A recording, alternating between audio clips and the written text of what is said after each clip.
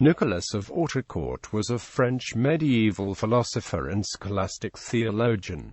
Life and thought. Born in Autrecourt, near Verdun, he was educated at Paris and earned bachelor's degrees in theology and law and a master's degree in arts. Nicholas is known principally for developing skepticism to extreme logical conclusions. He is sometimes considered the sole genuinely skeptic philosopher of medieval times. Nicholas founded his skeptical position on arguments that knowledge claims were not reducible to the first principle, that is, that it was not contradictory to deny them. His views have been compared to those of David Hume, but it has been suggested that the similarities are superficial, and there is no evidence Nicholas influenced Hume, or other modern philosophers such as René Descartes. Whether Nicholas was committed to skepticism is unclear, but on the 19th of May 1346 his views were condemned by Pope Clement VI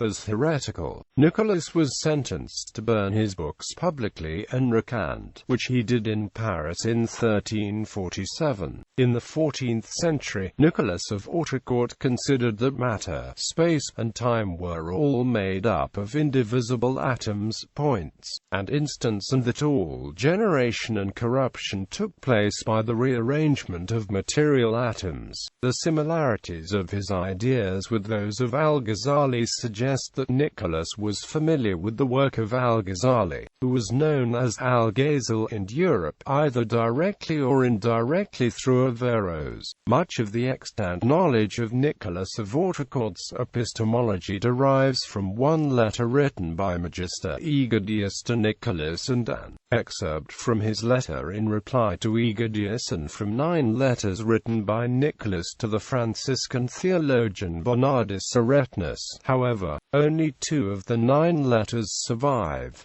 Some fragments of the lost letters are quoted in the records of the condemnatory proceedings against Nicholas. Almost nothing is known about these 2 correspondents.